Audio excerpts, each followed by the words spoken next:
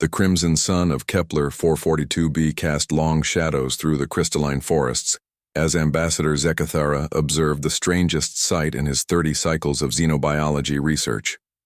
A massive Vorthak, 8 feet of chitinous armor, razor-sharp, claws, and predatory intelligence, walked peacefully alongside a small human child who barely reached its lowest shoulder joint.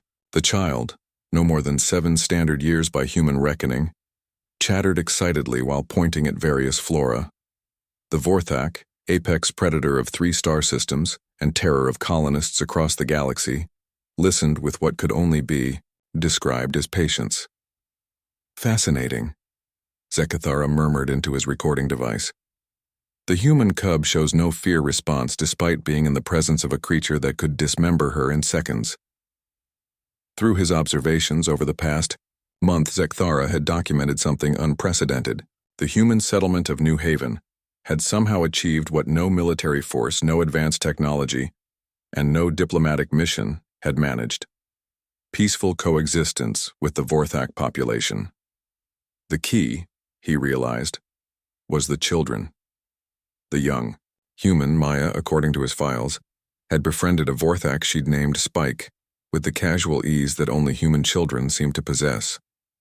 Where adult humans might see a nightmare of evolution's cruelest design, Maya saw a friend who helped her reach high branches and protected her from the smaller, more aggressive fauna of Kepler 442b.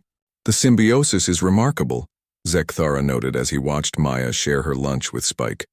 The massive predator delicately accepted the offered fruit with claws that could cleave starship hull plating.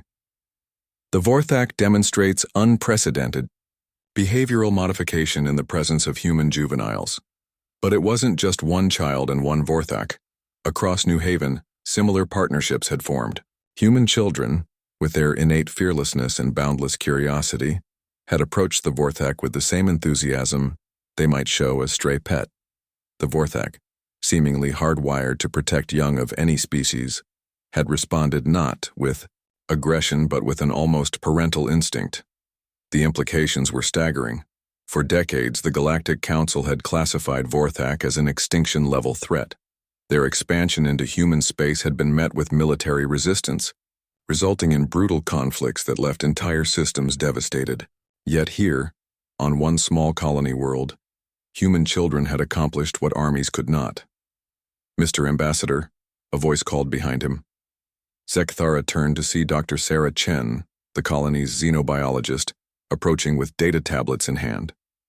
"I thought you might want to see our latest findings."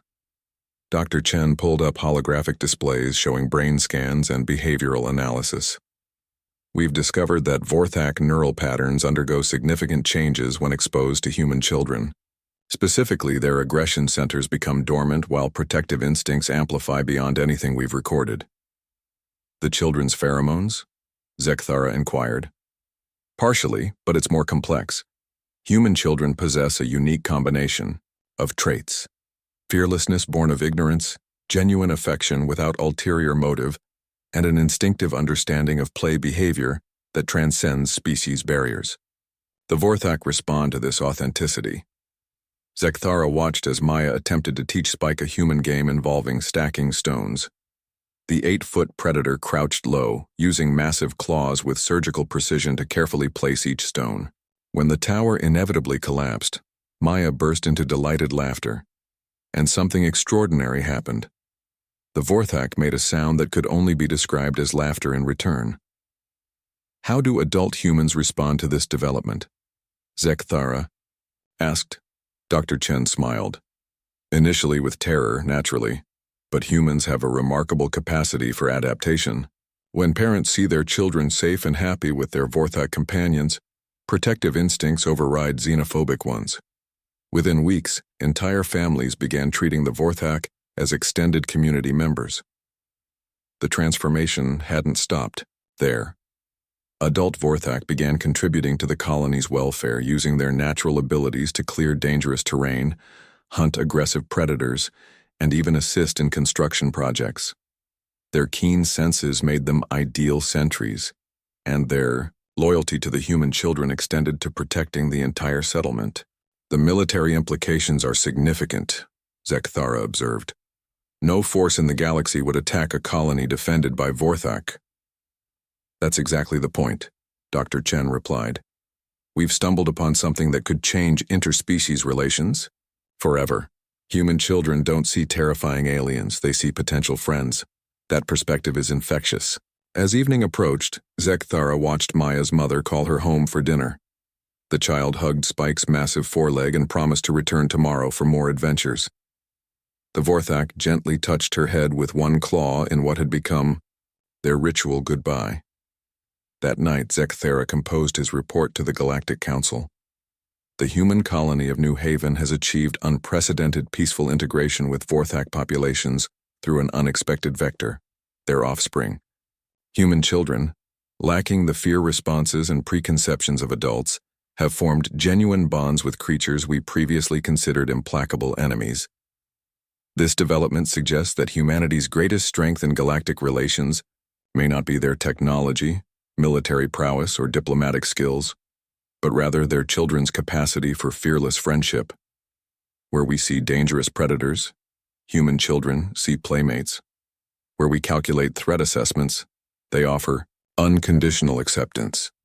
I recommend immediate implementation of childhood diplomacy protocols for first contact situations. If humanity's children can befriend the galaxy's apex predators, perhaps they hold the key to a truly peaceful galactic community. After all, no creature in the galaxy would harm a child, especially one walking beside a human. The next morning, as Zekthara prepared to depart New Haven, he witnessed Maya introducing Spike to a newly arrived group of young colonists.